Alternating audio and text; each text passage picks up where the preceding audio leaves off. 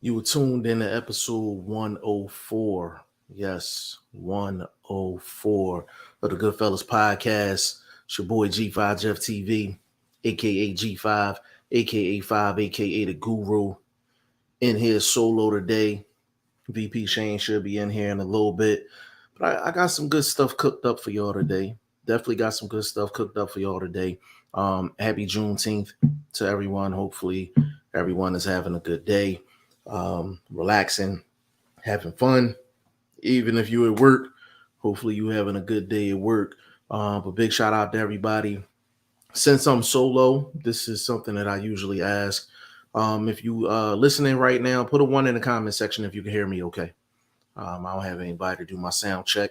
So if you can hear me okay, uh, put that one in the comment section for me. Put that one in the comment section. Let me know you can hear me okay and say what's up when you come in the door, man. Say what's up when you come in the door. Once somebody put a one in the comment section, then we can get up and going, up and started and all that good stuff. But definitely subscribe to the channel, G5 Jeff TV. Go to the website, g5jefftv.com. The Prediction Fantasy League will be starting up very shortly. Big shout out to my boxing son, Chris G, in the building. Big shout out to you, bro. He said it's a one, so that means it's a go. Definitely.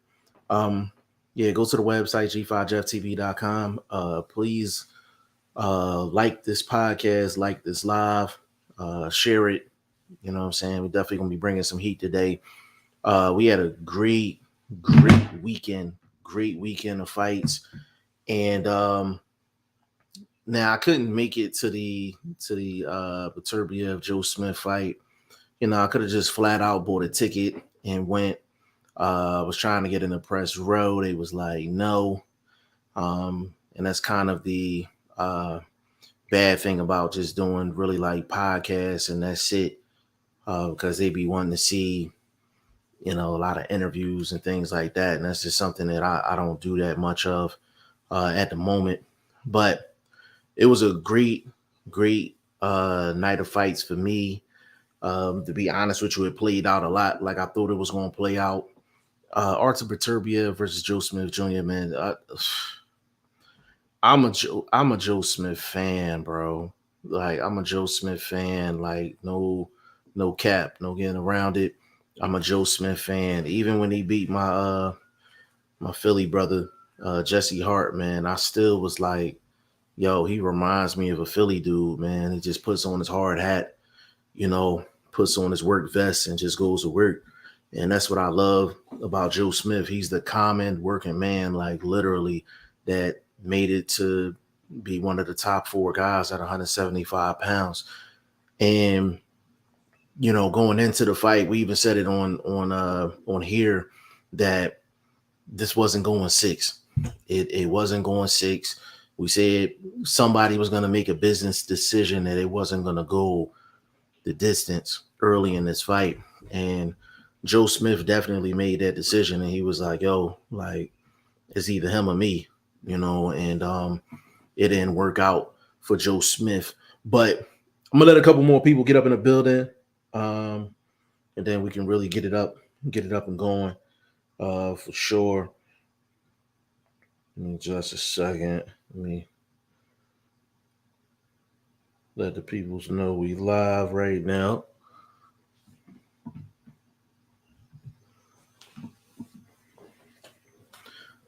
Yeah, so Artur Beterbiev got a second round knockout over Joe Smith, and got multiple knockdowns. And he just, man, the skill that he displayed in that fight.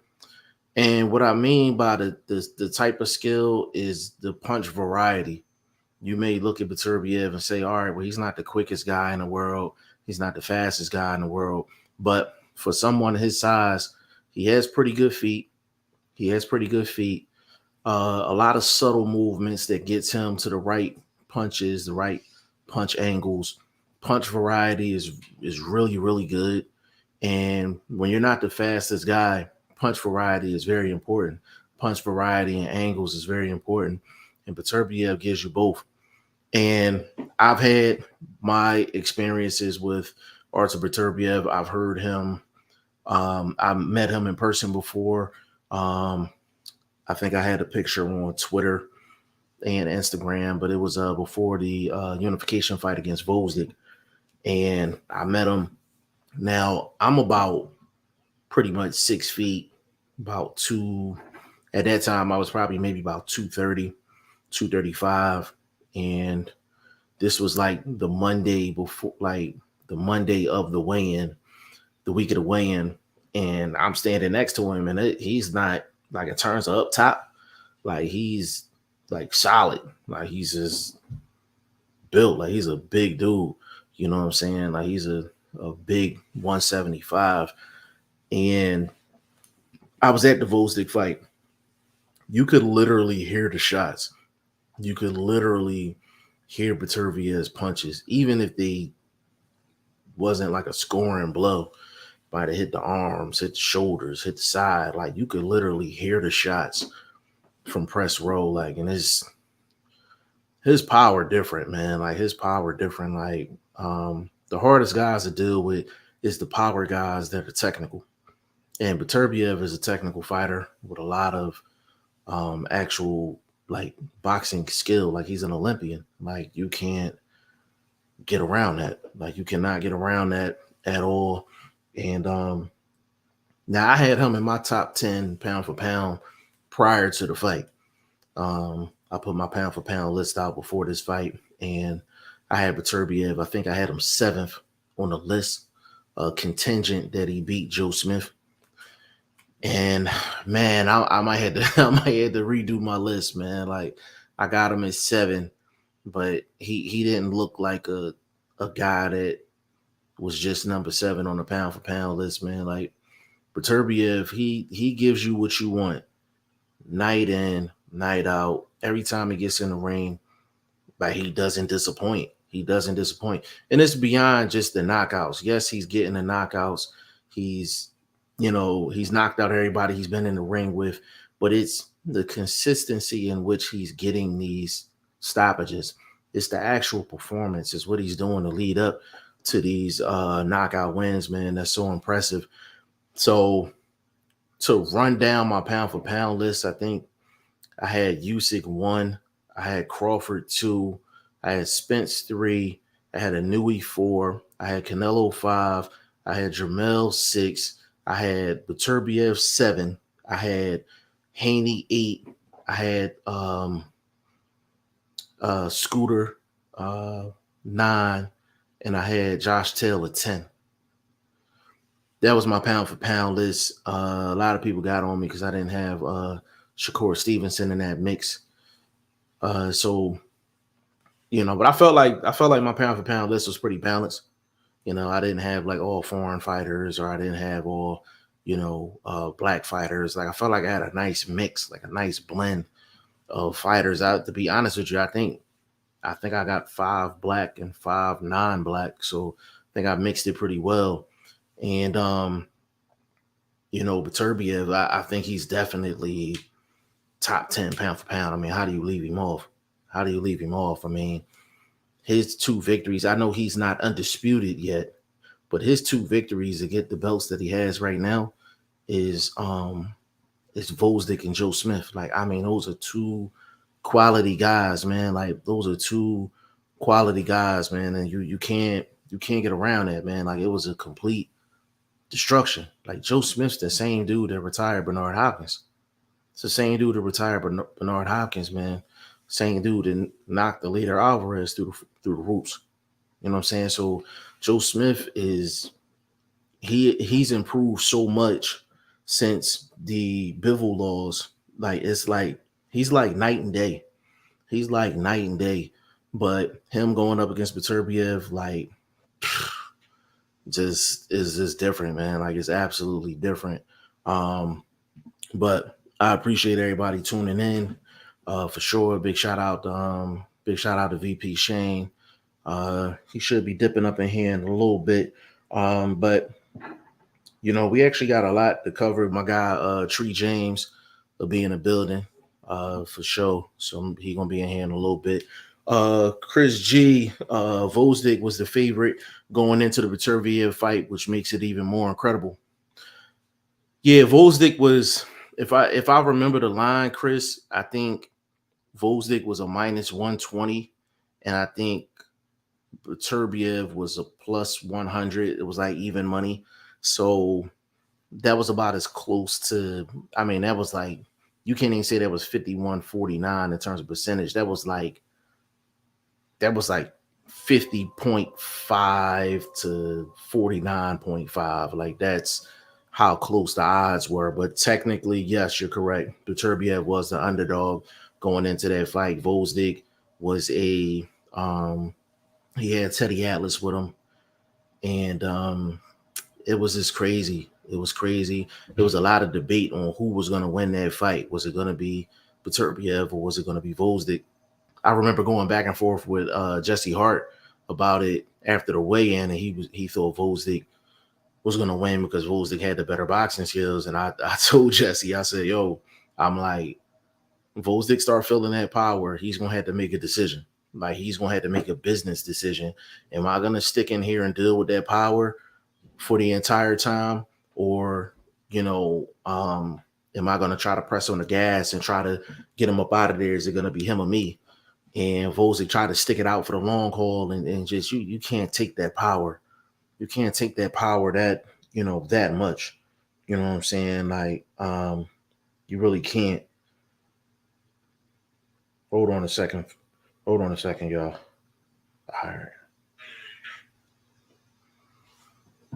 My guy Andre Southgate in the building says salute all here listening. Big shout out to Andre Southgate, man. Andre Southgate, I got a message for you, bro. I got an interview set up with Lucas Brown. It's gonna drop this Friday, man. It's gonna drop this Friday, man. Matter of fact, that's just an announcement. Heavyweight Lucas Brown will be on the show. The interview will be dropping this Friday, June 24th. It's going down. He got a big victory over Junior Fa about 2 weeks ago, and we're gonna talk with him. It's a little crazy getting him on because he's in Australia, so he's I think 14 hours ahead. So originally, when we set up the interview, he gave me a day, and it was his day, and we're like almost like a day behind, depending on the time. So we're really excited about that. Lucas Brown is going to be on, and we're going to be dropping that on Friday. Andre Southgate, hell of a performance from Beterbiev. Yeah, crazy performance, man. And the thing is, oh, you got to pay attention to his feet. Pay attention to his feet. He'll take one step back. He'll take a step to the left, a step to the right, and he always throws the correct shots. He always throws the correct shots. Like, he is a tactician with like Wolverine type power. Like, it's crazy. Like, it's a really, really crazy combo. And everything with him is like I said, he don't have quick hand speed, but everything's subtle. Everything is subtle, and it's just you with a lot of power guys, they're reckless, but he's actually like a beauty to watch inside of the ring. Like, he's a beauty to watch inside of the ring. So Beterbiev is one of the best in the business. He's one of the best in the business, point blank, period. It doesn't matter who you have on your pound for pound list. My personal opinion, you got to squeeze him in. You got to squeeze him in somewhere, man, for sure. But Andre Southgate, I'm gonna send you the interview prior to me actually dropping it, so you can actually check it out. So I'll definitely send it to you. You'll be one of the first ones to actually see it. But we're really looking forward to it. For all the people that's listening, man, we appreciate you jumping on, man. It's episode 104 of the Goodfellas podcast. Your boy G5 Jeff TV, aka G5, aka 5, aka the Guru. Definitely hit that like button, subscribe button, like this podcast, man. Like this podcast, like this live, man, so we can get this up in the algorithm for sure. I'm gonna have my guy Tristan Tree James. He's gonna be coming up in here in a little bit. Light heavyweight himself out of Iowa. I think he's ranked in the top 10 I think on the box rec rankings, I think he's ranked 7th. Yeah, I think he's ranked 7th on box rec. I think he's on like a 3-4 fight winning streak, and he's making major moves. So of course, whenever we get an opportunity to get, a fellow fighter in the same weight class to actually chop it up and talk some technical game, we definitely going to take advantage of that 100%. So we're going to have Tristan Tree James in here in a little bit. For the people that's not familiar with him, he basically, a lot of times he trains out of the same camp with Bud Crawford and Maurice Hooker, Steven So Cold Nelson, and those guys. So they're very familiar with him. He's in Iowa, but he'll go to that Nebraska camp. He's cool with Bo Mack and all of them. So big shout out to Tree James. But the co-main event of Robeisy Ramirez, man, versus Abraham Nova. Oh my God, man, bro, it's crazy because I put on Instagram. I put a poster up of them too, and I'm like, Abraham Nova's like a plus 290. Should I put some bread on it? And I had my guy Scott. Big shout out to Scott. A couple other people was like, nah, gotta go Robeisy. Like Robeisy, he nice with it. Like, don't put no bread on Abraham Nova. And it's crazy how Abraham Nova went from like up here to like he was looked at as like a clear underdog in that fight, man. Like they was really pumping Abraham Nova like that. Like he was like that next dude. And I mean, he got hit with a beautiful shot. I mean, Ramirez hit him with a beautiful shot. That's a quick way to get a guy up out of there. You catch them leaving out the back door. And the thing is, Ramirez didn't even really follow him out the back door. He just extended the shot. He just extended that left hand and it just landed. You know what I'm saying? I don't even think he really got full torque on it because he was like very mid-range, like damn near close to outside of him when that shot landed. Like just imagine if he would have got closer, like it would have been crazy. It would have been crazy. Andre Southgate, will check it out for sure. Always enjoy the content. Hey man, appreciate you, man. Appreciate you. I had you in mind when we was trying to line up the Lucas Brown interview for sure. So I'm glad we was able to get it. I'm trying to think, do we have any other announcements? Actually, Cruz Hitman Stewart, my guy, Cruz Hitman Stewart, he will be fighting this Friday. I think it's on Pro Box, if I'm not mistaken. That's an app. Let me double check and make sure that's the case. Hold on a second, y'all. Let me check and make sure. Hold on a second, y'all. Give me just a moment. Sorry about that. When is that fight?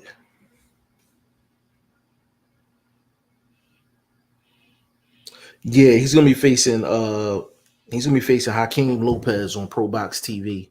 That's gonna be on June 24th in Florida. I'm actually gonna be interviewing Hakeem Lopez this week. We're trying to line it up for tomorrow. But that's a good fight. That's a good fight. Cruz Hitman Stewart. Everybody know that's my guy right there. Big shout out to the Hitman. He's 8-0, and Hakeem is 12-0. And once Tristan Tree James actually gets on, Tree James actually fought Hakeem in the amateurs. So it'd be good to talk to him about that. So we got Hakeem Lopez. He's gonna be on the show probably tomorrow. I gotta have my guy Padman McGriff on, strength and conditioning coach, team member of Devin Haney. Padman McGriff will be in the building this week. He got some traveling to do, but he definitely gonna pull up. He got some new fighters he want to introduce to us, and just give us his experience working with Haney and just that whole experience of winning that fight, basically going unified, going undisputed all in one night on the road. So he's gonna give us a recap. I'm pretty sure he probably gonna have some crazy stories for us and things like that. So we looking forward to having Padman McGriff on as well.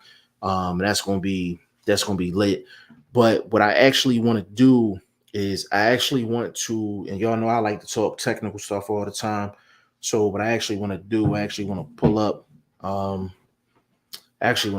the actual Beterbiev fight, and we can kind of go over that. Now is the video is by DGHEBGT. That's DGHEBGT, and we're gonna actually show the fight. Give me just a moment.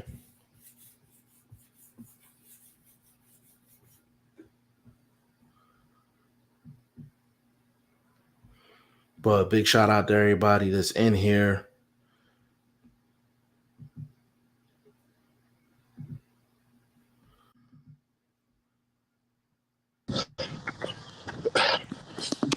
Tristan in the building. Look like you're doing some rude work right now. What's up, bro? What up? Ain't nothing, man. What's going on with you? You know, just working. I almost forgot. Till I seen the link, I was like, oh man, let me hop up in good. Yeah, it's good. It's good. Everybody, this Tristan Tree James, man, number 7 ranked light heavyweight in the world. In the box rack rankings, he will be making his appearance on all the rest of the rankings pretty soon. He's doing road work right now. Light heavyweight, 175 pounds, man. Anybody that's willing to do an interview on top of doing road work says a lot. VP Shane is in the building, man. What's up? What's up, bro? What's up? What's up? I said this guy's doing an interview and doing road work at the same time, man. Crazy. You're 2 birds with 1 stone. Yeah, absolutely. Absolutely, man. Big shout out to the VP, man. Hey, Tree, how many miles you doing, bro? Like 2.5. Every day it gets higher because I add more hills and more stairs. That's what's so up. First day I warm my way up. When you gonna get done with the run? 5-6 miles. When you gonna get done with the run? Huh? When you gonna get done with the run? Shit, I'm almost there. Just hit us, click the link again when you get done. We're gonna be cooking for a minute. Okay, cool. All right, bro. Yep. That's Tristan Tree James, man. Anybody that's willing to do an interview and road work, man, that's crazy. You know what I'm saying? VP, what's going on, bro? I'm good, man. How far are we in the chat? I done got through everything. We was just recapping Beterbiev's performance against Joe Smith, man. Just give us your thoughts, bro. I mean, we looked at the fight beforehand and we spoke about the things, the shoulds and should not.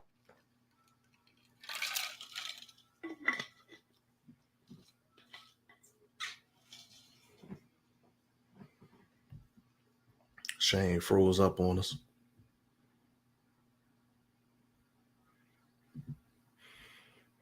Hey, Shane, you froze up on us, baby. Shane, come out and come back in. We won't get Shane back up in here in a minute. But the show definitely gonna be lit, man. The show is definitely gonna be lit. We're actually gonna show the fight. Shane. Nah, yeah, my bad. I was saying we spoke about the shoulds and should nots of what both fighters shouldn't do. And I mean, partially I understand what Joe Smith's intentions was, coming aggressive and try God. And once he gets his shots off, see if he can get the knockout. He doesn't want to be in there with a big puncher for long. Yeah. You still your audio's cool, but your visual is freezing, bro.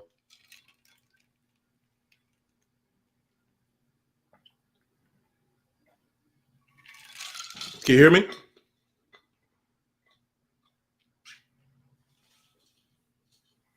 Yo, bro. I'm assuming I'm breaking up. Yeah. Jump out and jump back in.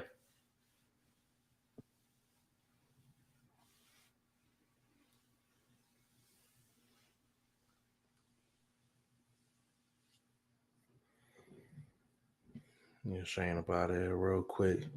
Having some technical difficulties. My bad about that, y'all. Yeah, so yeah, Beterbiev just different, bro. Like he different. And of course the fight everybody wants to see now is is Beterbiev versus Bivol. Like that's the fight everybody want to see. Go ahead and cook up, Shane. Yeah, I don't know I don't know why I keep breaking up. I don't You know why. sound good now though. You sound good now. What did the last thing you heard me say? You just said we broke down what both guys should and shouldn't do. Okay, yeah, no. So I was just saying, like, Joe Smith was in a situation where he tried to be as aggressive as possible. He doesn't want to be in there with a puncher, knowing that there's a time limit. So he tried to say, I'm gonna get mine before you get yours. And he knew his best way of winning was winning by a knockout. So he tried to get the knockout. So I respect it. But when you're in there with an elite fighter, a dude who's an elite puncher, he has the amateur background, the pedigree, the skill level, you got to have more than just relentless aggression. And something we said before the fight, and I emphasized, is you got to earn the right to throw power punches. Joe Smith was just throwing the power punches without setting the foundations, and that's never the right thing to do, So that was the problem. He should have known from early that too close is the danger zone. Anywhere closer than close to mid range, close range, you're in danger. You're in real danger. Yeah, definitely. And Joe Smith even said it after the fight. He put out a statement, basically saying that, he didn't follow the game plan, and he basically just rushed in, and all that. Let me get the King of Iowa up in here. Hey, Tree. What up? What's up, bro? What Hey, up? Tree. I know you watched the fight, Beterbiev and Joe Smith. Like, what was your thoughts on it, bro? Personally and honestly, I seen nothing impressive from neither one of them, and that's no disrespect to either one of them. I seen nothing impressive. Like I've in the recent past, I've heard y'all say Beterbiev got some power, which I can see that. I can see that because when he was hitting Joe, he was hitting him with clean shots, and he was hurting him. But if Joe wasn't there, he wouldn't have got hit. Period. Most time Beterbiev, he's getting fighters that's standing right in front of him. They want to trade shots with him. Yeah, there's a time and a place to do that. You do that for a little bit to let him know, like, I ain't scared of you. But then you get the hell up out of there, man. Like, he should have stuck to the game plan. Box him. Box. Wear him down. Go to the body. Wear him down. And then go for it. He can't come out strong like that. That man got power. He got power. Hitting power. Obviously, if he just hitting people and they just dropping like, damn. Yeah. Okay, so you being a fellow light heavyweight and you go into a fight with a guy with known power, is it better for you, just your mindset, is it better for you to try to drag it out? Is it better for you to try to drag them into deep waters? Or is it one of those things, I'm gonna get you before you get me? Like, where do you think is the best strategy fighting a guy like that? I think it's smarter to drag it out. You know what I'm saying? The only time you want to go for it is if you see it. If you see blood, then yeah, go for it. But if it's not there, then there's no reason to take it. There's no reason to drag that out. That's what that dude does. He brawls. He's a brawler. He likes to fight. He comes forward. I mean, one of the things that I hear what you're saying. I definitely hear what you're saying. I guess one of the biggest difficulties with that is to give up ground so early in a fight and, as you said, box off the back foot against someone who's going to be relentless with pressure. You got to be able to sustain that type pressure for 12 rounds. Yeah, I know, Shane, I got you. And I thought about that too. I'm like, well, you also got to train to be able to do this the whole time because, of course, he's a champion. He's going to do that all night long. And that's cool. Keep me on my back foot because there's going to be some point in time I'm not going to keep going on the back foot. I'm going to use an angle on him. I'm gonna angle him. Then he's gonna have to turn around, and then by then I'm already in his face and I'm already clapping him up, and then pushing him back. Then I'm pushing him back. You know what I'm saying? The thing was, is Joe didn't give that guy nothing to think about. He didn't even pop him with nothing tough to be like, oh, okay, I can't do that. You know, he hit I him agree with a with couple jabs. That's one thing I do agree with. I do agree with the statement that you said. I don't think he did give him anything to think about.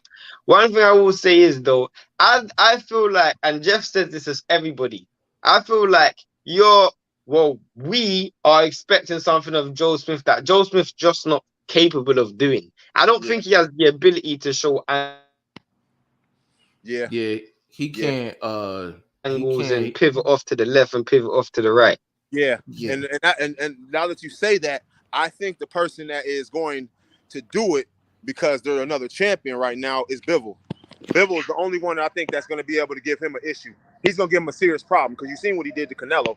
You know what I'm saying? Bivol's the only one that knows how to do lateral movement. You know what I'm saying? Move back and forth. Keep that high guard. Throw the jab. Drag it out. You know what I'm saying? He knows how to do that. Yeah, that's a fact. When you dealing with the toughest boxer to deal with is the power guy with the power guy that has the technical ability. That's the hardest guy to deal with.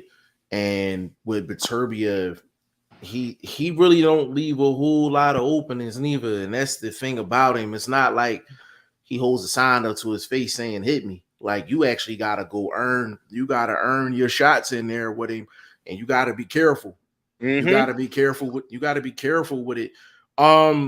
Is there anybody outside of Bivol that you think would give Beterbiev any trouble, Tree? I don't know of any other. I don't know of any other champions, because Joe had a belt. No, they the only two. No, there's no other champions. Yes, me. When I get to the level, me. Throw Tree up in there. I'm gonna give him a mad issue, because they're gonna be like, "Who is this guy? Where did he come from?" Hey, did you see the fight with Beterbiev and Marcus Brown? Like, because Marcus Brown, like, he used a lot of movement. Yeah. So he just couldn't sustain it. He just couldn't sustain it. He couldn't keep it up. Did you agree with that, Tree? The fight, but I did see the highlights, and I think the highlights was enough for me to see. You know what I'm saying? Because that was bad, but it was almost at the end. You know what I'm saying? When they was both all blooded up. You know what I'm saying? And then Beterbiev hit him with a nice little combo and dropped him, and then he couldn't max the count. So, you know, but other than that, nah. Right now he's on a run, man. He on a run. Can't nobody do nothing with him. So, I mean, hey, somebody got to step up, and actually, somebody got to step up. I mean, I don't know if you guys heard Bob Arum. Bob Arum said he's not going to make that fight if it's on the zone. Bivol won't fight Beterbiev if it's on the zone. Why, though? What is the issue with that? Like, it's top rank, Showtime, PBC. It don't matter, man. Just put me in the ring and give me my paycheck, man. Straight up, man. That's what it's about. It's about boxing, man. I don't care about all that brands and all that other stuff, man. Let's just get in the ring and let's do what we do. You know, the thing that's crazy is, like, with Bob Arum having that approach, you know, the thing about it is it's crazy, because I'm like, the zone is probably giving out the biggest bag for that. Because Canelo's on the zone. So they probably definitely paying the biggest bag. They're looking at it down the road, because if the zone was really to put the money up, they're gonna say, well, Canelo just lost to Bivol. So if anything, I'm gonna try cash out on Bivol and put on that fight on the zone, you know, because the winner's gonna get Canelo. That's how they can market it. You see my point? That's how they can market it. And that's the smart thing. They better not put Canelo back in there again with a light heavyweight, man. Come on, man. They better not do that again. Hey, Tree, what's your, like, we all know what happened with the Bivol fight. I know what me and Shane think as far as Canelo at 175. I'm sorry to cut you off, Jeff, but you see what you said. I want Jeff to actually ask this question, but the only reason why I was saying that is because they won't put Canelo back in there with a light heavyweight, but it's like they have a light heavyweight right now who just beat their cash cow. They got to find a way to market that dude. Do you see my point? Because he's on the zone right now and nobody really knows him. So the only way they can do that is by attaching their name to Canelo. Even if Canelo ain't going to fight him again, just by attaching his name to Canelo, he's going to get views. You know, and that's what they're probably looking at. But go on, Jeff. No, facts. You know, it's crazy, man. Like, cause like what tree like thinking of Canelo at 175. Like thinking of Canelo at 175. Like, what was your initial thoughts? Like, I'm talking back like before the Bivol fight happened. Yeah. Canelo was like he was going to 175. Like, did you think that was a good move for him? Bad move? Should have stayed at 168? I mean, like, what was your thoughts on that? As far as trying to put a stamp on his legacy, I felt like it was a good move for him. You know what I'm saying? Because he wanted to make a mark. He wanted to go down in history. I feel like that. But as a business move, no, it was not a smart business move at all. You know what I'm saying? He was. I honestly want to say he was being selfish. You know what I'm saying? He's being selfish to himself. And sometimes we do that. We think about ourselves more than the bigger picture. You know, y'all both know I was doing that in the beginning of my career. That's why I fought so many undefeated people. I was like, hey, I don't care who he is. I'm just ready to go. Let's get it. Yeah. And there's a whole nother aspect to it. And it's like, you know. Can I ask you a question about your fighting style? Yeah, go ahead. You got like to me, you're a big dude. You fought at cruiserweight, you fought at like heavyweight. But you got a lightweight style. Like you keep your hands real low, and you fire shots from the hip up. I know you like your uppercuts and your hooks from the hip, the 45 shots. I like it. And obviously you slip and slide, you like to roll your shoulders. What's that because of? Like where does that smoothness? You used to dance a lot as a child, or where does that come from? It honestly came from me watching a lot of fighters like as an amateur.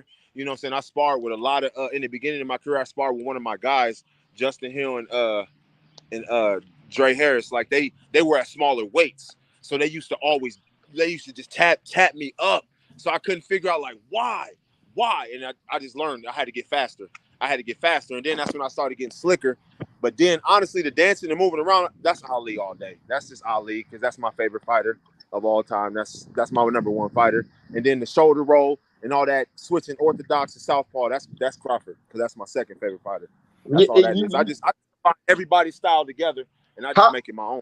You got I don't want to say this because I'm not saying it in a disrespectful way, but you still manage to generate power in a pity pat style. Like you don't really load up on punches. You kind of make sure you touch. It's kind of like an old school amateur style of touching opponents. How do you? Obviously, I know what type of pad work that requires, but how do you maintain the power even though you don't load up? Like how are you able to do that? Dang, just practice over and over and over and over again. Just literally, I'm saying this to all boxers that's boxing now, and I'm saying this all to the amateurs coming up that you want to be great. Just practice. It's gonna get annoying. And sometimes you'll be like, bro, do I gotta really go to the gym and do this over again? But I promise you, when you get in the ring and you actually do it, then you start realizing, man, that is working. It's really working. That's all it is, man. I just keep practicing. I keep doing it over and over again. It's like Karate Kid, man. You know what I'm saying? It's like Karate Kid, man, for sure. Big shout out to Coach Pepe Pena too, man. Yeah. Hey, I didn't mean to cut you off, but you know he about to get on me. I'm about to get my ass in this gym. I know I've been done with my run for about 5-10 minutes. Hey, listen, tell Coach I say what's up, man. Yep, I got y'all. Go ahead, do your thing, bro. Yep, I'm gonna watch the episode later too. Y'all salute. All right, Respect. yo. All right, Tree. All right, bro. Respect. That's Tristan Tree James, man. That's my guy, man. Like through and through. That is my guy. Hold on. Andre Southgate, gotta respect the road work. Salute, sir. Sure. Yeah, doing that. Man, this dude, where the hell he been at, man? Herbert McLaren. He said easy work. What's going on, bro? Bruce Gas in the building, man. Salute my brothers. Big shout out to you, man. Yo, do you did I miss the Tim Witherspoon episode? I mean, I think it might be tonight. He got Tim Witherspoon coming up. I didn't know that. Yeah, that's love. He said, where's my link? I'm gonna shoot it. I'm gonna put you in a goddamn headlock too, though. Where's this guy been? Yeah, I don't know where he been at, man. Leslie Jackson, what's going on? What you said, Bivol ain't fucking with Beterbiev. I mean, I don't know. I don't know. I can't really say that, man. I do feel like it's a 50-50 fight. I've always felt like it's a 50-50 fight. I lean slightly towards Beterbiev. You know, he's got the size, he's got the skill, he's got the strength. But obviously, Bivol's got the youth on his side. You know, he's had less wars in the ring, less damage. You know, I know Beterbiev's never gone the distance, but Bivol had the cleaner career. You know, obviously, you look at the Marcus Brown fight, that took a lot out of him, obviously, because of the head clash. And then the Volzik fight, that was 11 tough rounds. And then you had the Dean's fight, or Dean's fight, or however you want to pronounce it. And obviously, he's been down twice in his career as well. And then the extensive amateur career. And he's up in age. He's probably got less in the tank than Bivol. Fair enough. Yeah, no, I hear you. Leslie Jackson, no one in life heavyweight is fucking with Beterbiev. That's your opinion. I've been talking about these dudes for years. Like, for what? Volzik, Usyk, Beterbiev, Lomachenko, Bivol. Those dudes I remember from the amateurs in 2012. I remember them years ago. So those dudes I've been talking about for years. And I remember when I said to people, and I remember I got a lot of backlash for this. I said when Kovalev lost to Ward in the first fight, I said Beterbiev will beat Andre Ward. And I got a lot of slack for that. But I said that version of Andre Ward that fought Kovalev in the first fight losing to Artur Beterbiev. And I said that at the time as well. But obviously. Yeah, for sure. My guy, YSM Sports Media, big shout out to you, bro. He said I got money on Beterbiev versus Shane's playing hoagie. I'm not gonna say that Beterbiev can't win the fight. I'm not gonna say he can't win the fight. He definitely can win the fight. Why would he not be able to? He's a top fighter. Beterbiev's an elite fighter. You know the thing that's funny about that? Like, YSM is consistent. He called him a plain hoagie before the Canelo fight. He's calling him a plain hoagie now, man. Like, oh man. Bruce Gass, he said tomorrow at 7 Eastern. That's the link right there. Definitely go subscribe to Bruce Gass, Boxing Jazz and more. He gonna have terrible Tim Witherspoon on the show, man. One of my favorite heavyweights to watch. Tim Witherspoon's a bad boy. Tim Witherspoon's a bad boy for sure. So looking forward to that. He said nobody is beating Andre Ward, Shane. I used to think like you as well. I used to think that fighters were invincible as well, but the painful truth is nobody's invincible. You know, unless you're Floyd Mayweather and you cherry pick certain fights at the right time, you're never going to be invincible. And even people think Floyd lost fights. Like some people thought he lost to Maidana, maybe Castillo or whatever. But everybody's beatable. Everybody's beatable, including Andre Ward. He even had a controversial fight against Kovalev. He had the fight against Sakio Bika. Remember that fight, Jeff? Sakio Bika versus Andre Ward. Do you remember that fight, Jeff? Mm-hmm. Yeah.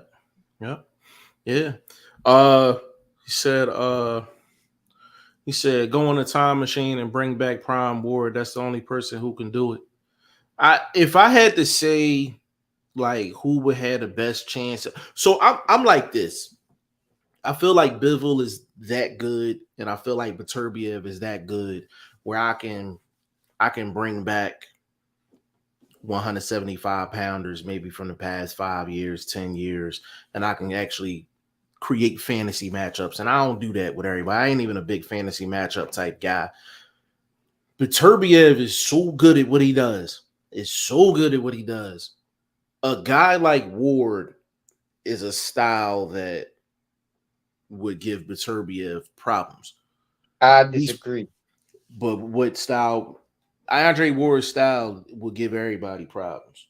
I think the person that Andre Ward became, that come forward fighter, liking to fight on the inside and using the pockets and stuff, I think that's borderline suicide against Beterbiev. Shane, you gotta read the comment though. He said Prime Ward though. Prime Ward wasn't doing that. Prime Ward wasn't doing that. We talking Prime Ward. We're not talking. But the Ward that fought Kovalev both times, the Ward that fought Sullivan Barrera and Carl Froch came forward. The Ward that fought Kessler didn't. But against those opponents though, you have to. But you have to come forward at some point. It's a fact of percentages. Like what percentage are you using to create space what percentages are you using to actually come forward, and actually are you doing it at the right time? And I think that's the most important thing. And that, now I may not say that with smaller weight classes. I may not say that with smaller weight classes, but when you rolling 175, you got to plant your feet at some point and send a message at some point. So I feel like Prime Ward did a great job of actually picking the right moments to actually let a guy know, like, hey, like, I'm not going for the next minute. I'm gonna meet you right here at this line, and maybe for the next 2 minutes, he's gonna do what he do. He's just moving around the ring, he's boxing, things like that. And I feel like the greats, they pick the right times to actually stand there and just go. And that's why I said prime Andre Ward would make a fight very difficult for Beterbiev.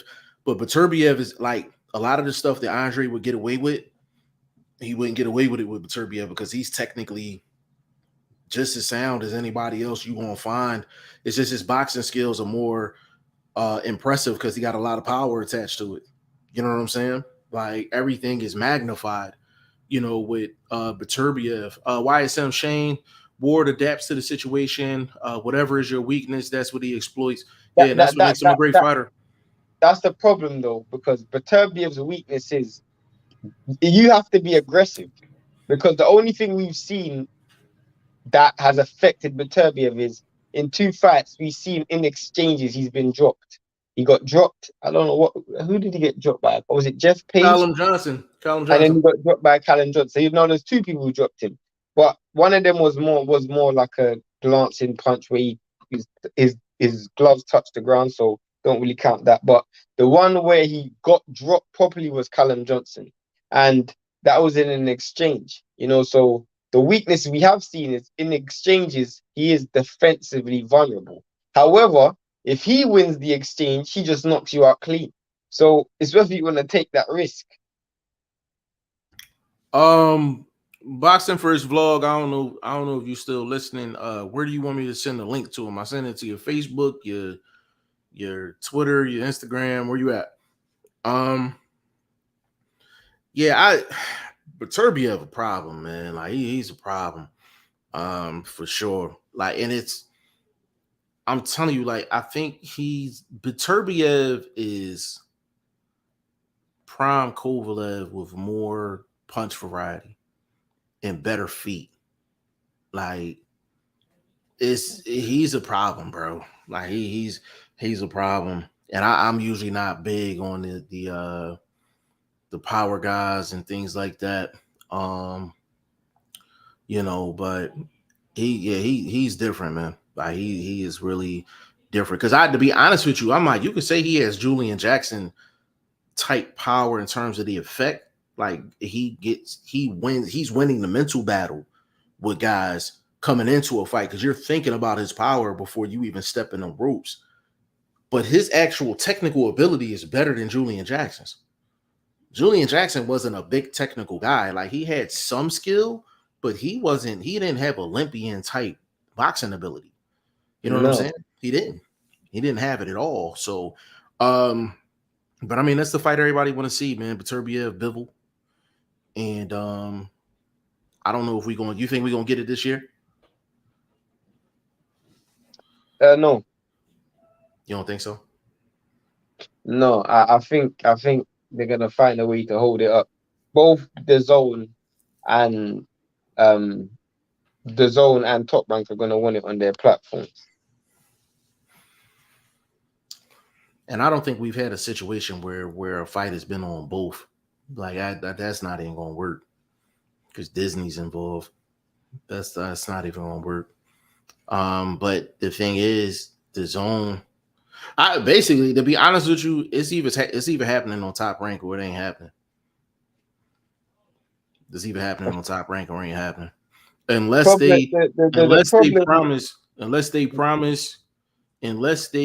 zone will literally have to throw Canelo into the mix to convince Bob Arum to let that fight happen on the zone. The problem is Beterbiev does want the fight. So he will push Barbarian to make it. You know, Beterbiev does want the fight. For sure. I'm saying IG. I'll send it to you in a minute. Why some? What's the bet, Shane? Beterbiev versus Lee's Hoagie House. I'm not betting on that fight. Why would I bet on that fight? YSM, you know the thing that's crazy about that fight, yo? Bivol can literally, like, I think Bivol can win bang exchanges with Beterbiev, but he's playing with fire doing it. But I don't think that's how Beterbiev. But I don't think that's how Bivol will fight. Bivol is the least greediest fighter in the sport, bro. Even when he had Canelo all over the ring, tired, gassed, he just didn't go. He didn't go for extras, bro. But that's not gonna work. That's not gonna work against Beterbiev. It's not gonna work because Bivol takes what his opponent gives him. What does Beterbiev give, bro? I mean, at long range, he gives a lot. Like what? I mean, you can land jabs at long range. I mean, as I'm saying, like Beterbiev's gonna try and walk Bivol down, you know. And I said this in the Joe Smith fight as well. At long range, Beterbiev he might jab with you to a certain degree, but you can still win majority of the battle at long range.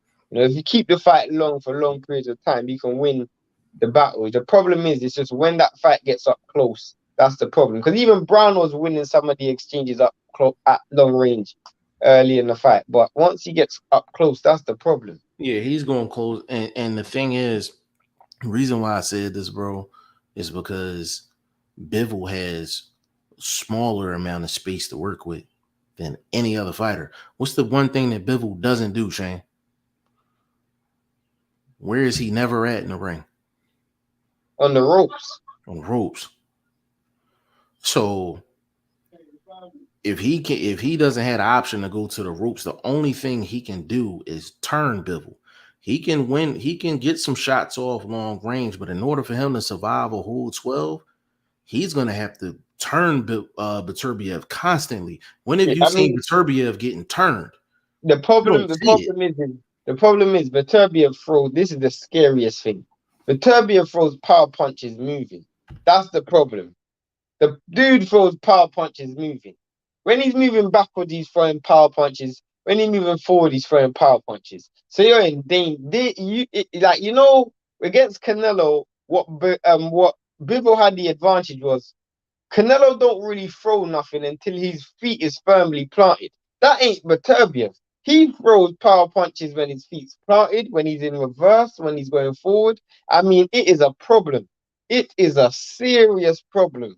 Like, this dude, it's a problem. It is a problem. That's why a lot of the things that you're suggesting as far as Bivol, they can work. But my question is, how long is it going to work? How long? But that's the thing. I think both did a good job. That was always going to be the question. Yeah. You know what I'm saying? Grant said he's waiting for the link. Oh, hold on. Yeah, that's what I'm saying. Though, like, how long is that gonna work? And you have to survive 12. Like, you gotta survive 12. You gotta survive 12. You gotta win the majority of the rounds. You know what I'm saying? Like, you have to win the majority of the rounds. But that's what makes any power puncher. You face any power puncher. That's what makes it, like, fascinating. You know what I mean? The problem is when Beterbiev flicks that switch, bro, you gotta have something. You gotta have something that's getting this dude thinking about walking through that front door. Because when he's ready to walk through that front door, he is paying zero admission fee. He does not care. He's coming in to just destroy. Yeah, 100% facts, man. And that's the thing about Beterbiev. I'm like, you can say what you want, but once you feel that first shot, you know what I'm saying, you got a decision to make. That's why I respect Marcus Brown. Because what he was actually able to accomplish is something that a lot of people wouldn't be able to accomplish. Like, he did the best he could with the attributes that he had. The problem with these guys is, if you look at how much dudes does Beterbiev knock out cold, he don't really knock dudes out cold. No. He breaks their spirit. Like Voltic. He didn't knock Voltic out cold. Voltic was still standing. Correct. He just broke his spirit. So did Joe Smith. Like, their will is broken. They can't physically continue, because it's not that their brain can't continue. Their physical body can't continue. Like when Marcus Brown took that knee and he was looking into the ref's eyes, it wasn't the fact that his mind couldn't continue. His will was broken. He makes you contemplate whether you even want to box anymore. Forget whether you want to box today. You even want to box in life. That's a fact. Boxing First Vlog, aka the General, aka Blunt, aka Blunt Bayless, aka Mr. 1K is in the building. What's going on, big bro? Man, I'm trying to survive, bro. Some raggedy bitch hit the car today, bro. I'm out here hot. Damn, bro. Where the hell you been, bro? Yo, where you been at, man? Bro, I've been out here trying to chase down a bag, bro. Oh man, it's crazy, man. This boy, Nova, man. I mean, cost the boy a nice 500 little pop this past weekend, bro. This boxing shit is crazy, homie. It's just wicked, man. But I'm active. I'm still in the streets, man. But I couldn't get on here with y'all, man. You know, I got bills and shit to pay. You know what I'm saying? So you know how it go. Respect. I actually want to queue up the actual fight. Actually, y'all don't mind. The actual fight. So was y'all talking about what the bull was doing wrong? Why Joe Smith didn't give himself a chance? If you want to get into it, He pressed too early, bro. And then when he was successful with the jab, Beterbiev could counter it because he didn't have the right hand coming behind it. So easy to counter, easy to time a slow jab with nothing coming behind it. And I mean, I was surprised that he did show that boxing, because I just know him as that slugger, come forward, you know, locomotive style action. But him working the outside, letting the fight come to him, still showing power on the back foot, I was very impressed. He definitely on the pound for pound list. If he ain't at the top of your pound for pound list, you don't know boxing. I mean, as Shane, I said, where you got him at? I mean, he's in my top, maybe my top 7, my top 7, 6, 7, yeah, 7, top 7. Yeah, but then you gotta have him, man. I said it the other day. Why is he not higher than Errol Spence? I said this to Jeff. I asked the question. I'm not saying he is or not, but why do people? Because if you look at most people's list, Errol Spence is in the top 3. But if you actually look at it in detail, Beterbiev's achieved more than Errol Spence. To be honest with you, I didn't think about it until you said it, like off camera, and I never really sat and really thought about it. But I'm gonna have to actually think about it. Can I chime in real quick? Why these international guys aren't on there is because that list is really more favoritive based than it's actual skill based. We give a nod to some of the guys that got big platforms like Ione. You know, the casuals here in the West, they probably wouldn't rank him as high as some of us do if he wasn't on ESPN. He could still be doing that same good work on, say like Pro Bellum's platform, but not really getting the odds that he deserves. So of course you got to give him a nod because of the platform, but I think it's just because it's a favoritism thing with folks out on this side. I wanna address one thing. YSM says because Spence has better wins. I have to ask. Let me get to it. Let me officially get to it. YSM said facts vlog. L Dub the plug in the building, man. What's good with you, player? Salute to you. He said YSM Spence has better wins. Shane, go. I have to disagree with that, because I look at Spence's wins and I look at the time in which he fought the fighters he fought. So his best win is probably, who would you say his best win is, Jeff? Porter. Okay, so his best win is Porter. I've never considered Porter an elite 147 fighter. Porter has failed numerous times at the elite level. Is Porter better than Voltic? I mean, No. if we're keeping it real, no. Porter is not a better fighter than Voltic. So who would you say his second best win is? For Spence? Man. You didn't Probably Ugas? Brooke. Probably Brooke. Better than Ugas? Yeah, but Brooke was a legit champion at 147, and he was a top 4 dude when they fought. Okay, so if you say Brooke, is Brooke better than who else is on Beterbiev's resume? I mean, there's a lot of. The thing is, this is what I say. This is one of the main things I say about Beterbiev, because I could go for a lot of the names, but one of the biggest things about Beterbiev is it's also the fashion in how he beats these dudes. Because I could go, you could say Marcus Brown or Joseph Jr. or Kolardzik or Callum Johnson. You can go through the list of his resume, but to me, it's more in the method in how he beats these dudes as well. Oh, hold on. I can name. You Saying said YSM said I can name 4 to 5 good wins for Spence. Beterbiev has 2 to 3. I can name 4 names. I mean, you're saying 4 to 5 good names. You have to be careful when you say that to me, because I don't think Danny Garcia is a good 147 fighter. I just keep it real. I don't think Danny Garcia is a good 147 fighter, and I think you got to give. I mean, Mikey Garcia wasn't a legit 147 fighter. Kell Brook was coming off a loss to Golovkin. He wasn't even fighting at 147 at the time. He moved up to 160, then came back down in his next fight after a knockout loss. So you have to look at that. When you look at the win, Joseph was coming off a good win against Vlasov, good win against Alida Alvarez, good win against Jesse Hart, then gets knocked out in 2 rounds by Beterbiev. Adonis Stevenson got knocked out by Volzik, and in his next fight, he got knocked out by Beterbiev. These dudes weren't coming off great wins fighting Errol Spence. Ugas was, and credit to Ugas was, but Kell Brook wasn't. Sean Porter wasn't. Who else is there? Danny Garcia wasn't.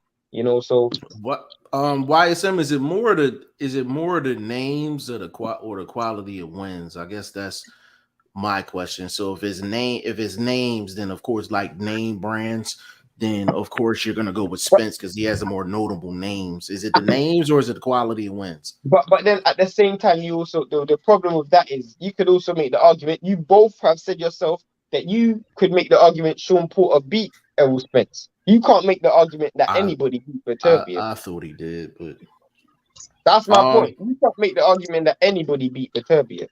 Vlog, you want to get in on that?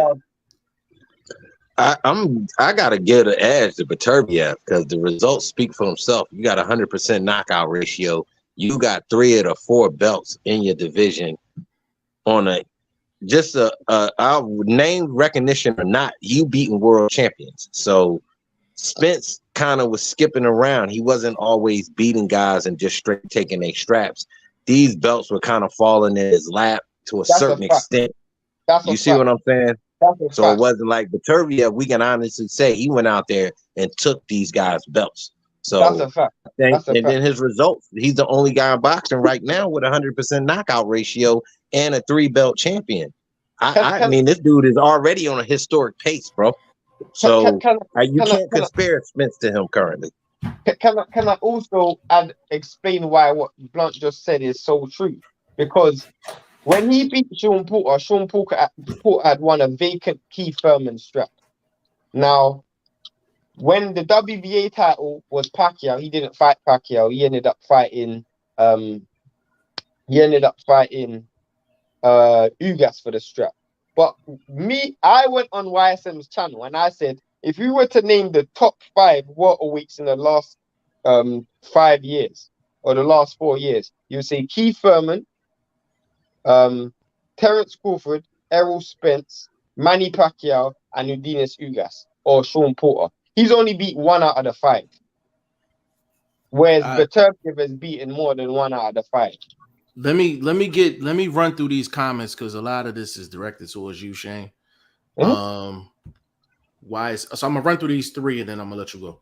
YSM, no one thought Joe Smith had a chance. L Dub, he said, Shane, this was supposed to be my debate, but you ducked me. All good. I don't blame you. No, bro.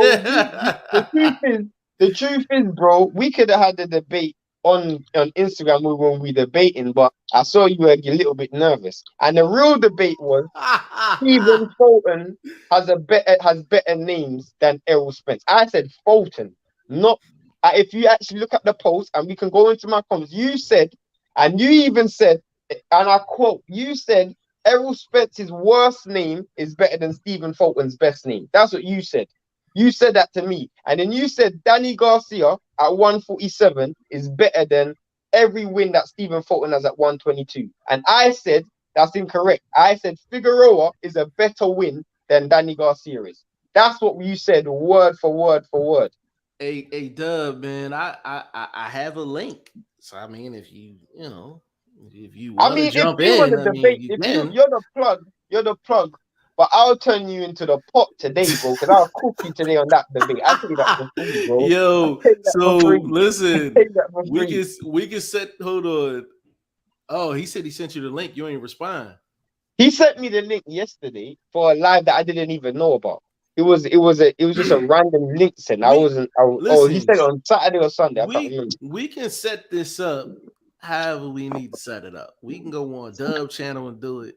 He can come on here and do it. Or it can be a 2-fight deal, man. We can have a debate on here and we can have a debate on certain things I won't channel. Debate. Certain things I won't debate double. This I will. This I will hunt because this is my lane. This is my lane, bro. We're gonna have to set something up, bro. We're gonna have to set something up.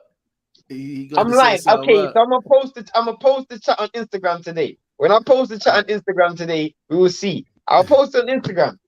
YSL said, I don't think Joe Smith is good at all. Marcus Brown already showed he didn't have a chin. We can play this game all night.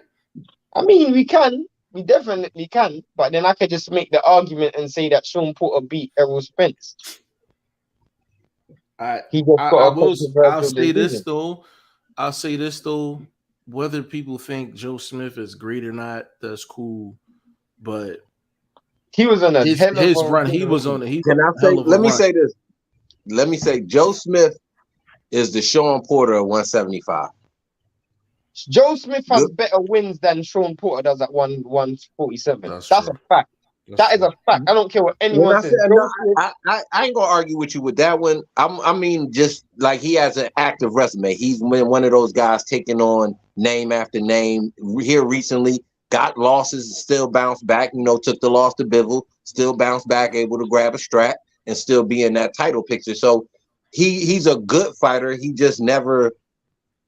He's just not, he's no Floyd Mayweather. He's no Beterbiev. He's just a good dude. And what happened to him is partly his fault, bro. I got to be, I'm not going to say it's not, bro. You went diving in the damn pool with some sharks when you should have just been tipping your toe around the edge, throw your hand in there. That sort of, that stop. Can I say something to you? And we were talking about this earlier today, and I was like, but partially, Blunt, I also understand why he done it as well. Because if you're in there with a cannon, and I'm just thinking to myself, I gotta get mine before you get yours. Because if I try to pity pat and fight on the outside and keep it long and stuff like that, eventually you're gonna get to me. So I gotta clap your head off before you clap off mine. That's how I'm thinking.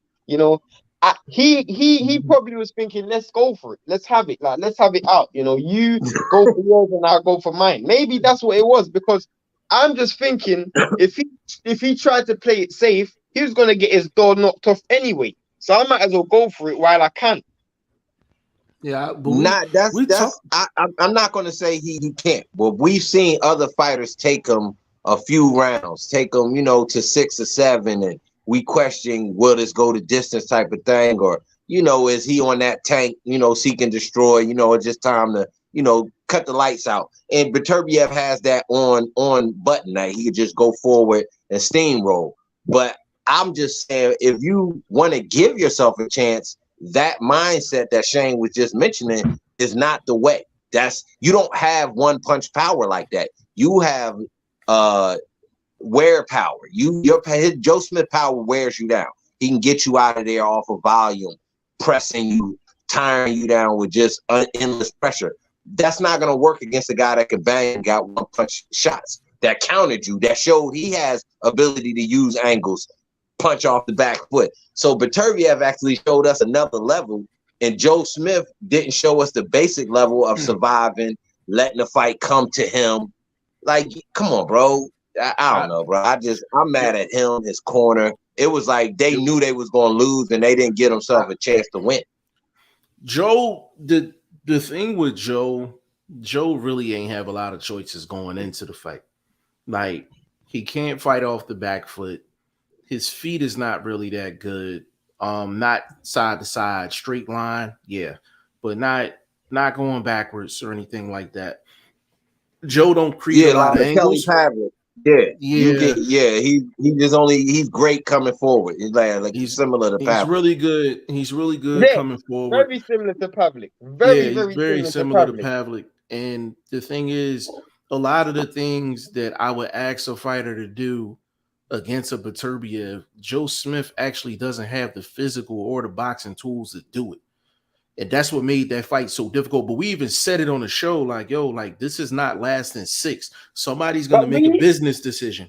I even said at the start of the fight, like, when we broke down tape on this fight, I was like, don't be surprised if he does the Callum Johnson, where he literally goes out there and literally just tries to get mine. Because Callum Johnson done that, and it almost worked.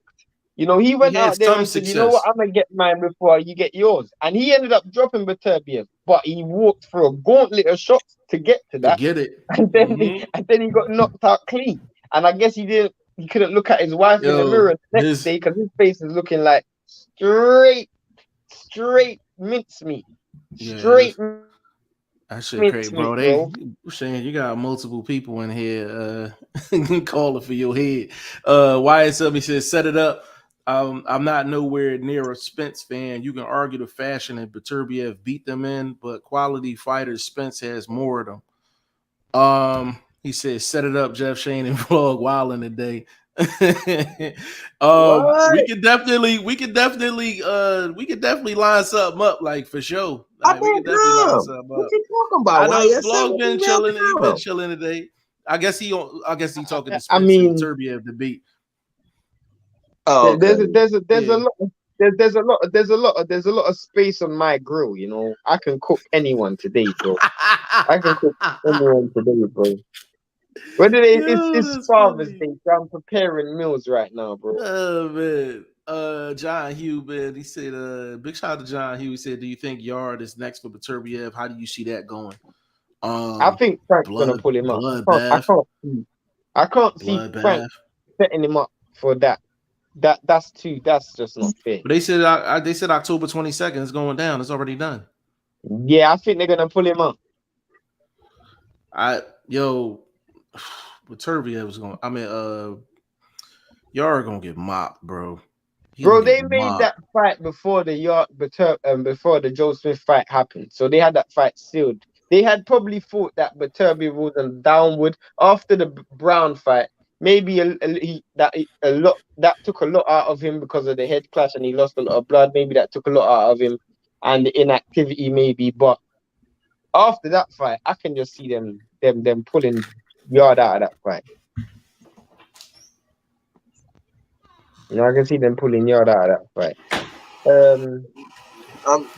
What other challenges though? You know what I mean? That is worthy of putting on TV. Like, you know what I mean?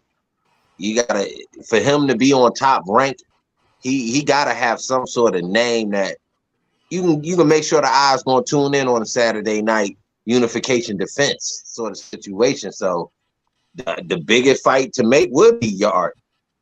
Get the international look. Obviously, you're gonna have your American fans watching because it's an American platform. So I think that's the fight that I wouldn't pull Yard out, because where Yard gonna go? What you gonna do? Keep fighting them you know what I'm saying, them lounge fights? You can't keep doing that. I mean, my problem is the fact that, I mean, I want to see Bivol versus Beterbiev, obviously, but in the meantime, it's very difficult because you got the likes of, obviously, Zerdo Ramirez is there. Who else is at 175? Callum Johnson. Ain't Bacoli in them at 175? No. He cruiserweight. Cruiserweight. Oh, okay. I mean, shit, I might try to lose some pounds, come down and grab them straps. Because maybe only size will matter against a dude like Beterbiev. You got to be bigger than him.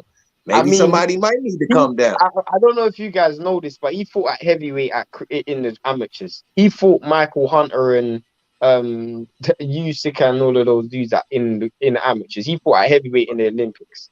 I'm not knocking this dude. That's Drago, bro. I can't deny that he don't have the ability to deal with those sizes a little bigger than him, and even guys that's smaller that maybe seem to be quicker. He'll still be able to track them type of guys down. So nobody from 168 gonna come up and do that to him. The only thing you would think would maybe be a what's that dude you like, Breedis or somebody like that? That can actually be able to cut weight. Yeah.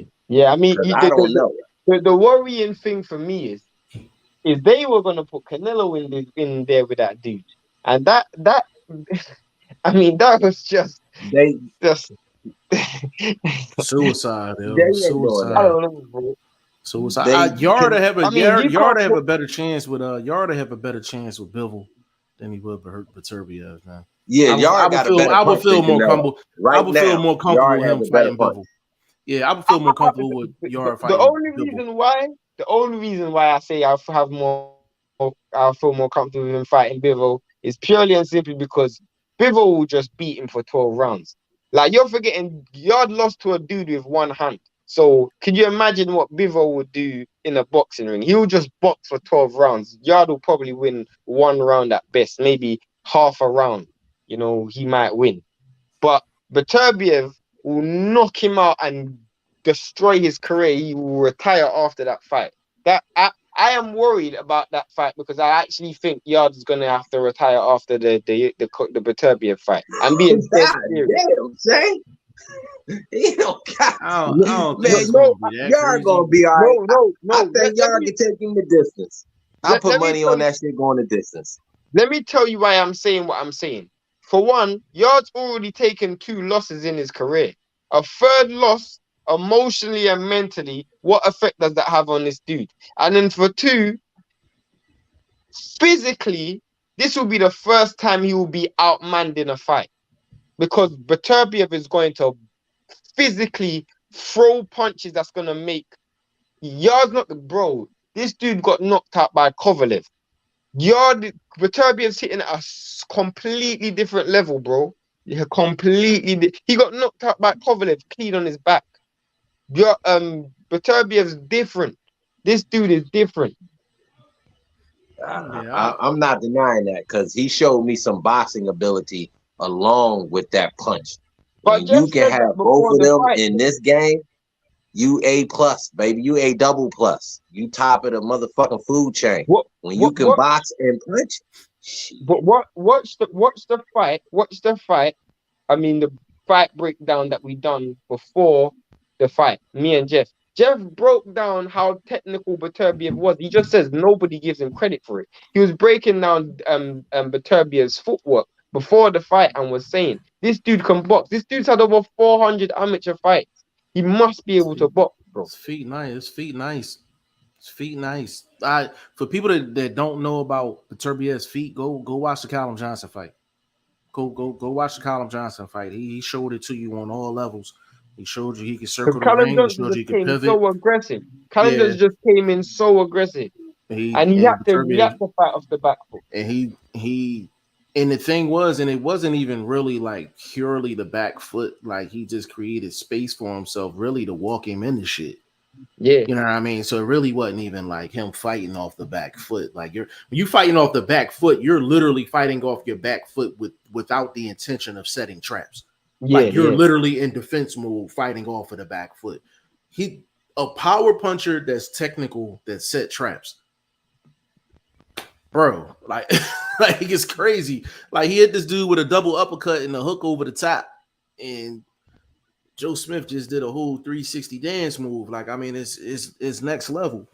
It's next level, but you see the power, and a lot of times you're not gonna And he's get credit for going the technical backwards as ability. well when he He was knocks him going out. backwards when he did it. He was going backwards when he did it, man. Like it was crazy. Let me see. I skipped one. He said from what Beterbiev done, I see him beating Yard. He definitely beats Yard. He definitely beats Yard, like for sure. Andre Southgate, Joe Smith had the perfect chance to change it up after round one. I believe he should have tied up. Beterbiev gave himself more time to recover. Beterbiev went in guns blazing. Let me get that. This is why we're saying, Andre, this is why we're saying that Beterbiev is elite. If you notice, Joe Smith has never fought like this before in his life. A lot of times you'll see him. The one thing I respect about Joe Smith is that he never throws one jab. He always give you doubles and triples because he's trying to close the distance while he's jabbing. He literally was throwing one jab like this and was going into a crouching stance like this and was trying to get low. And Beterbiev seen that. He's seen that even after the dominance of the first round, he's seen that. So he's literally taking a step back. Boom. He took another step back. Boom. And then he took a half step back and then gave him the hook. You can't clinch that. You can't. Yeah, because you clinch, you move your hands from out here to grab. Those shots are coming in too tight. They're too short. And also, and you also notice Beterbiev don't have his hands all the way up here. What he does, he has them here. So I'm like, even if you're trying to clinch, it's a simple get off me. If you got them up here, they're gonna beat you to your sides. That's where you clinch at. Yeah, he's gonna go. You gotta go. They're going for your elbows, right? Yeah, you clinch by the elbows, and we know that because that's B-Hop favorite move. Clip you by the elbows and turn them up. You know what I mean? Like where you can't be punching on the break. You can't do that with Beterbiev because of his hand placement, and that's beside the actual punch variety that he's showing. He keeps it here. As soon as you get close, quick little shove, you off him. Or you know what I'm saying? Even if you, and I mean, what in your mind would tell you, let me put my arms out to grab this dude when this dude's fist is right here? He'll just shorten the shot so quick. Your chin will be open and smooth. There's a reason why dudes don't clinch this dude. It's just not safe. Andre, he didn't even crank up the uppercut. It wasn't like he bought it from left field. Like he didn't even bring it from left field. He doesn't even need space to generate power. That's just the scariest thing. Like, bro, that dude's you know what you got to do though? When you got a guy like that coming at you, and we obviously saying he's probably unclinchable at this point in his career, pushing. Use more of a step side sort of defense against a guy like that. Now, one thing we got to do, and be honest, he is not defensively sound. So somebody with a little bit of ability to be able to use some angles, pop some good speed to do a 1-2, make him get aggressive, make him want to eat. Step off to the side. Don't even answer his aggression with a counter. Step off with some defense. Make him work double time to get that offense off. I think you got to have more of a defensive plan to beat him, and hopefully you can slip in some good offensive shots to keep him off balance. But offense to offense, I don't think nobody in the game right now can beat him offense to offense. Unless, like I said, it'd be a bigger guy that's able to cut the weight down properly, you know, like a Breedis or somebody like that, that can maybe matching power for power. But right now, it got to be a defensive guy. To me, I say Yard has the best chance of taking him the distance because Yard will come in defensive minded. I believe that about him, that he knows, okay, I'm behind the 8 ball. I'm not going to trade shots. He has a decent high guard defense. So he might be able to do like Callum Smith and kind of catch a lot of the stuff and make it roll over the top a little bit. You know, I think he might be able to take them to 7, 8 at least. I put some money on it. I don't think he'll go out there opening up like that. The problem I have with Yard is, I mean, physically and athletically, like you would say, like, he's the most athletic that would fight this guy. Right. Yeah. And the thing about Yard that I don't like is that not one fight in his career has he shown me the ability to adapt going forward in a fight.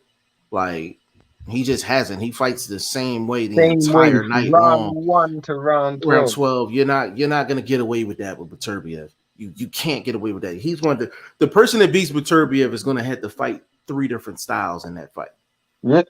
You're not gonna come in with the same game plan from 1 to 12, and he's gonna allow that. Like it's just no. But that's why I want to see. That's why I want to see Bivol versus Beterbiev, because we all agree this is probably the best. This is the best style matchup in a sense. The perfect puncher against the perfect boxer. When I mean the perfect boxer, I mean you got a fighter that fights extremely defensive, and you got one fighter who's extremely aggressive. Bivol is a dude who's never greedy. He never goes for more than what he's given. And Beterbiev, I would say, the best word for Bivol, the best cautious offensive fighter in the game. His 1-2 nasty, but he's economical with it. So very economical. I think him being economical and being defensively sound, that's the best matchup we can get. But politics, we might not get that.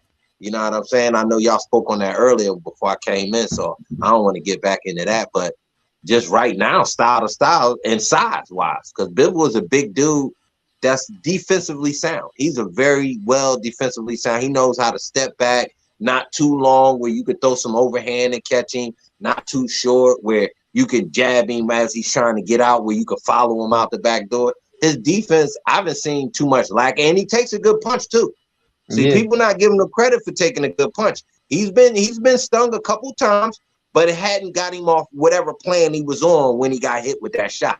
So me and Jeff broke down a little film on him, and we seen him catch a couple shots, but he kept on whatever he was doing, whether it was following up, finishing a combination, he did that. You see what I'm saying? So we can't forget he might be able to take 1 or 2 of them Beterbiev shots, and maybe what will that do to Beterbiev mentally? Like, oh shit, this is gonna be a long night. You see what I'm saying? But no, that's a fact. Let me run through these comments real quick, fellas. YSM Joe was super one-dimensional. He lacks the tools to be considered an elite fighter. And let's stop acting like just because someone has a belt that makes him an elite fighter. I actually have more respect for the run that he had than the belt. Yeah. I have more respect for the run that he had. That he won. Can I say this? A good run.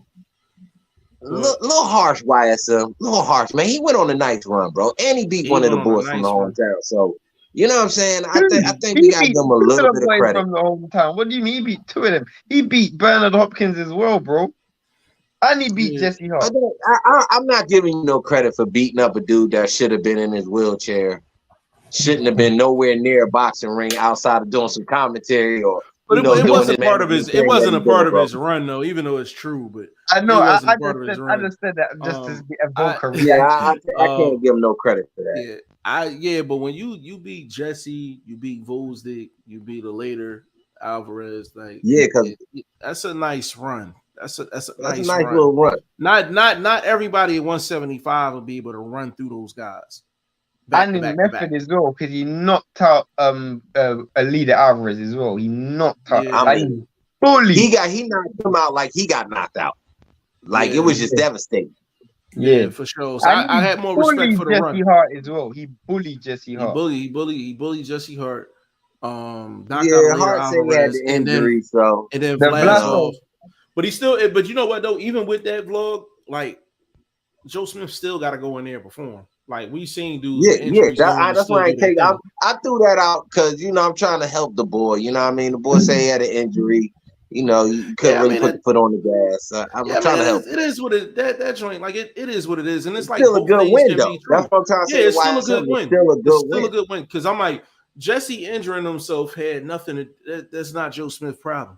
Like he still got to go in there and go perform because if he don't perform, then you got a Gary Russell, Mark McSiles situation where you like, damn, did Mark really win that fight? Even though Gary was fighting with one hand, you know what I'm saying? So, you still got to go in there and perform. So, for sure, Andre Southgate, for sure, Joe Smith always just had a puncher's chance, not much of an amateur career. Yeah, and it's like, we noticed like little subtle improvements with him, but it was subtle improvements against the right guys. Against the right guys. Later, Alvarez doesn't have a high punch output. He's real stingy with Shane. What's the phrase you like to say all the time? It's almost like he getting charged for every punch he throw. Yeah, you punch like he paid for his punches. Yeah, he got to pay for his punches. That's how later Alvarez fight. So Joe Smith was able to get away with that against later Alvarez.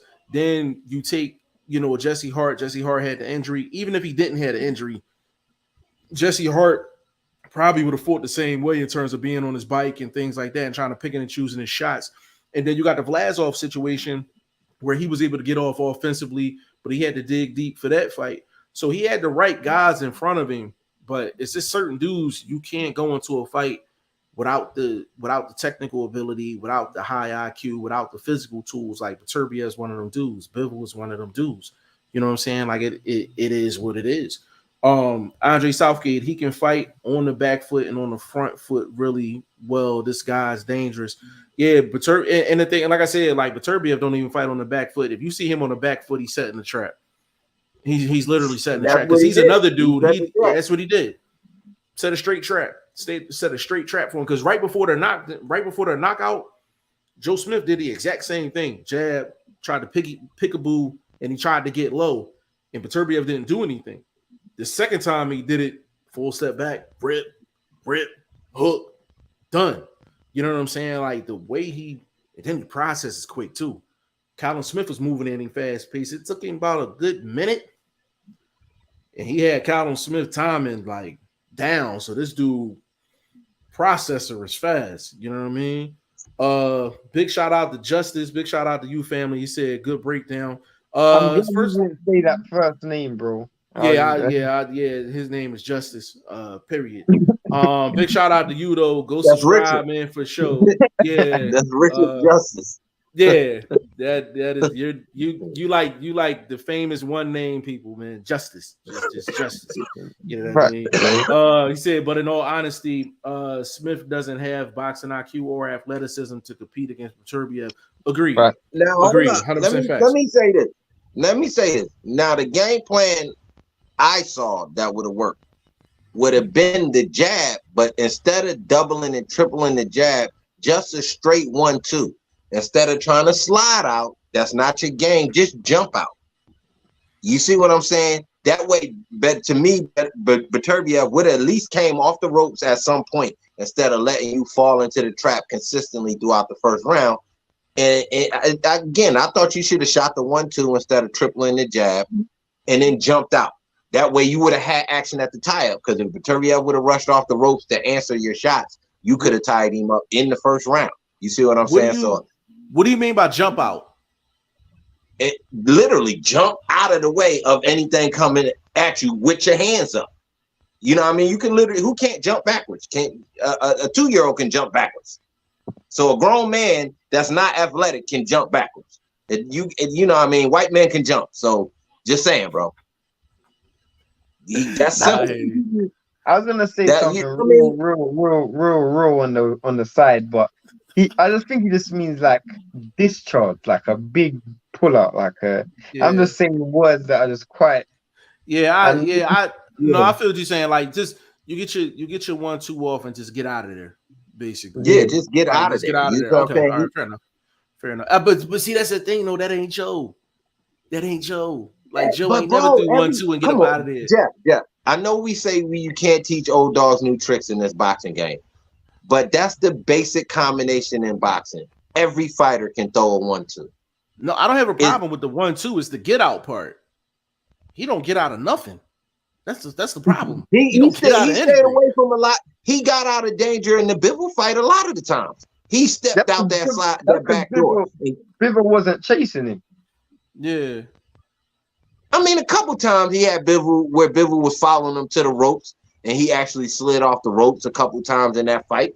Yeah, I mean, he's not. I get you. He's not athletic, but to be able to just get yours off and get out the way is not always athleticism. Nobody's saying spin the guy. Nobody's saying cut out the angle. You know what I'm saying? Lean back, parry type shit. I'm just saying 1-2 and get out the way, bro. That's easy as pie. He didn't do that, bro. You left your chin. You threw your jab out there. And your guy timed it so well where it was the slowest jab. It had nothing on it. It wasn't even a jab that was hurting him. So he was letting you throw it. And then he just kept timing that weak ass jab. And he was coming around the corner. The thing is, bro, like gangbusters, homie. He bought the whole clip with him. I ain't got a problem with that. I guess my question will more so be like, how long is he getting away with that? Maybe 2 rounds, maybe. I think if he would have made Bivol work more, you didn't make him work. You gave the fight to him, bro. Like 4 rounds, 5 rounds. Give yourself an opportunity. See if he actually been working. You know what I mean? Like, Ramadan a month ago, whatever. You know what I'm saying? You got to check, man. You got to test this dude, bro. See if he really, you know what I'm saying, been on the pads and things like that. No, I feel you, bro. I feel you. He said against the ropes too much. He had to do something. Maybe a push may have been best, but just saying he had to completely change his fight. He should have just somehow slow down the fight to recover. But you know what though, it's hard to even tie with your equilibrium off. We seen guys Shay, with an equilibrium off. Let me ask you this, Shay.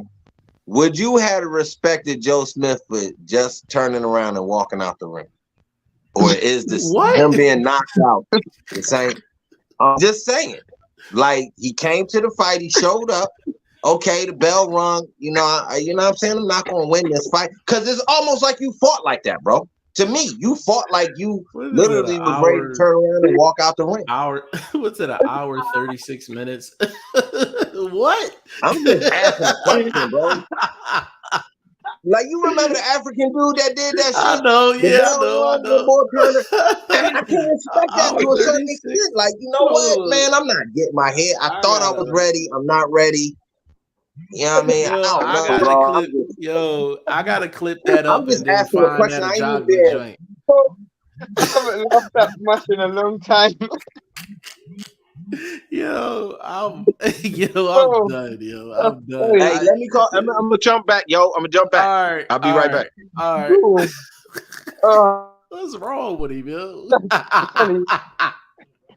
Yo, that's crazy, man. I gotta clip that. And I gotta put the dude actually walking out the ring. I actually gotta clip that, bro. I gotta clip that. Bro. I have to. Like, that's crazy. He said, Justice said Bivol will not be able to block punches with his elbows or shoulders against Beterbiev. Beterbiev is not Canelo. He is far stronger and more precise with his punches. That's a fact. That's a fact. 100%. Andre Southgate, Bivol has a good amateur career as well. Will be more competitive for sure.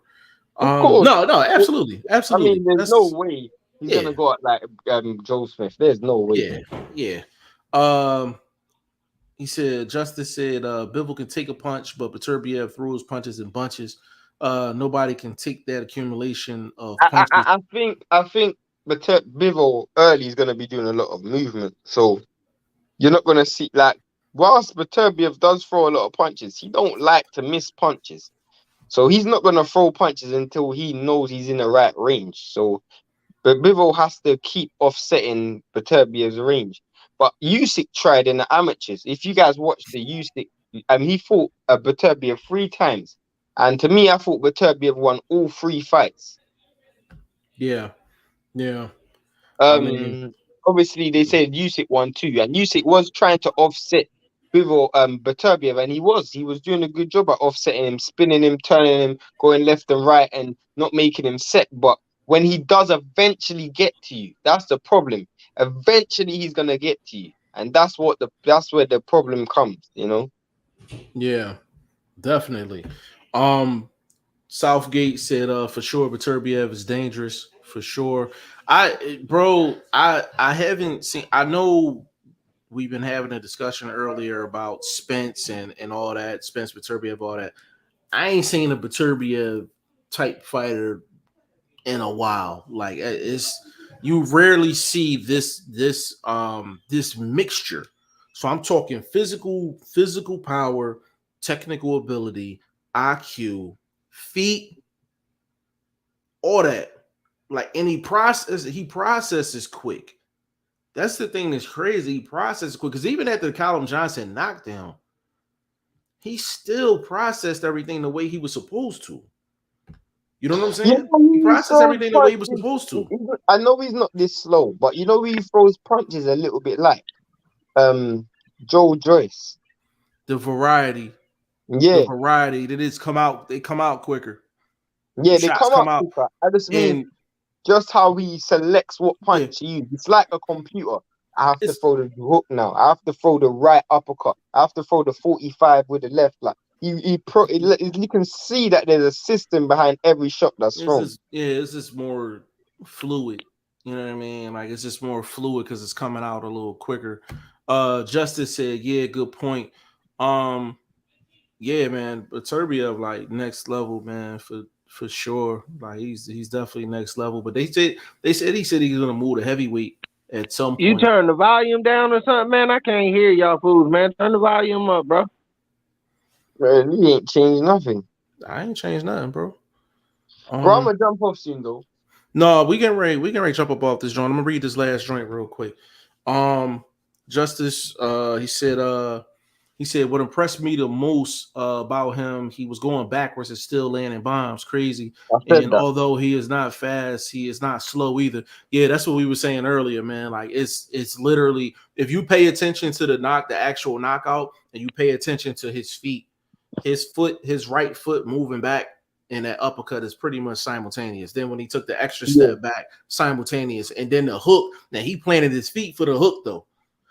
Planted his feet for the hook, and it grazed the top of Joe Smith's head. But Joe Smith was already done at that point. Like he was toast. Like he was toast at that point, man. But we gonna close this one out. We should pretty much be cooking all week. We got any fights? Cruz. Let me make a couple of announcements before we get this out of the way. Cruz Hitman Stewart will be fighting on Friday on Pro Box in Florida. Big shout out to the Hitman. I'm actually going to be interviewing his opponent probably tomorrow. I'm assuming it's going to be tomorrow. So I'm definitely going to interview him. If I get in contact with Cruz, I'm going to interview Cruz. But Cruz is 8-0. His opponent Hakeem is 12-0. So that's a good. And whenever you got two undefeated guys, you know that's what we like to see. You know, in the sport of boxing. So definitely going to holler at both of them. Lucas Brown interview will be dropping Friday the 24th. We got that going. We got a couple other things brewing. Definitely. So it's going to be a good week. It's going to be a good week of boxing. Good week of shows on the podcast, man. Shane, give me your social media, bro. I'm Shane the number 1. Exclusively on Instagram, man. Vlog, give it up, bro.